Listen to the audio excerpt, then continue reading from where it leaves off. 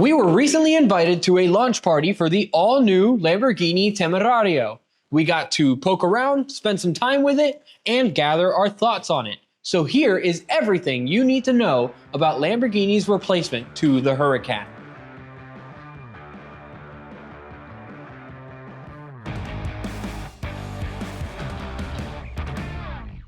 Over the past couple of weeks, Lamborghini has been holding events like this all around the world to bring the car in front of more people.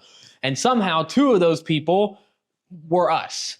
They brought us to an absolutely gorgeous house, gave us some very good champagne so that we could drool over this beautiful car. Another car whose name will be mispronounced 10 different ways.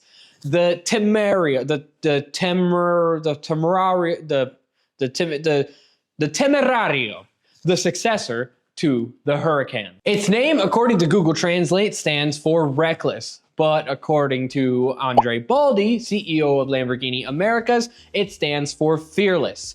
Regardless, both names give the same vibe, and so does the design of the car. A design riddled with hexagons, and in the Allegorita package we got to look at, lots and lots of carbon fiber. You've got side mirrors specifically designed to guide air into each of the 4 vents on either side. Out the back, exposed rear wheels and rear-facing vents give it an almost spaceship-like quality, while in the front, narrow headlights that are recessed into the bumper and paired with air channels give it a more angular and sleeker fascia than the Lamborghini Huracan, which honestly, it looked more like an angry shark. However, its similarities to the Huracan, mostly the styling lines on the hood, paired with the narrow LED headlights, give it an almost impression that it's more focused, more honed in, and ready to strike.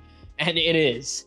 Oh boy, it is. They've given it a newly designed 4-liter V8 bi-turbo engine with a flat-plane crank. This engine was made in collaboration with Lamborghini's Squadra Corsa team, and it was made completely from scratch by Lamborghini. No, not Audi, and not even in Germany. This was made in the Bel Paese of Italy. Alone, it makes 788 horsepower and will rev to an amazing 10,000 RPM. And it doesn't stop there. Lamborghini has paired this engine with 3 electric motors. That means that their entire lineup is now electronically assisted.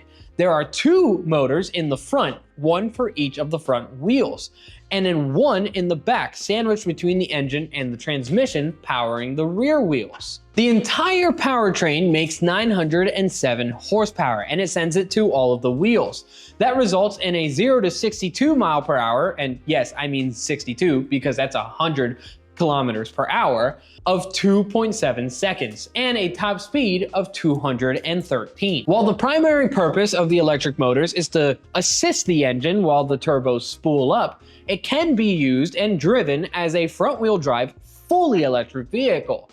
That's done using some of the various drive modes, but we'll get on that later. The Temerario is also equipped with a 3.8 kilowatt hour battery, and that can be charged by plugging it in, with regenerative braking, or straight from the V8 engine. But the engine, the electricity, the design, that's not all that's new with this car. Lamborghini has also introduced an entirely new aluminum chassis, which is 20% stiffer than the chassis it replaces. And when you pair that with the Allegorita package that we had in front of us, which gives you a weight savings of 25 kilograms and 67% more downforce, I'm going to assume that we're going to see some pretty impressive lap times from this thing, especially when you consider its 16-inch carbon ceramic brakes, which have 10 piston calipers. And if you're the weird type that won't buy a Lamborghini for its performance, you'll be happy to know that it has more interior space than the Huracan that it replaces, and a 112-liter frunk. It's also the first ever Lamborghini supercar to have heated and ventilated seats,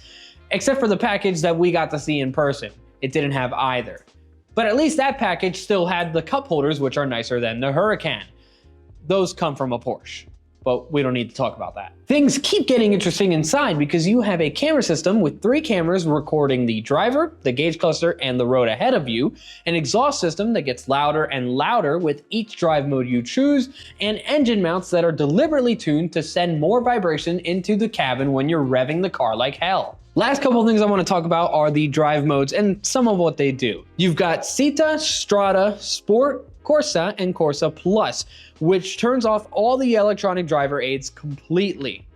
You've got 3 different EV modes: Recharge, which prioritizes recharging the battery. You've got Hybrid, which is a pretty good mix of the two, and Performance, which is Italian for balls to the freaking wall. Some of the drive modes are just front-wheel drive, some of them are rear-wheel drive with an on-demand, all-wheel drive, and some of them power all of the wheels all of the time and give you all of the power. You can click up here to see a playlist of several of our videos, or down here for whatever video YouTube decides to show you. Click up here to subscribe, and thank you for watching.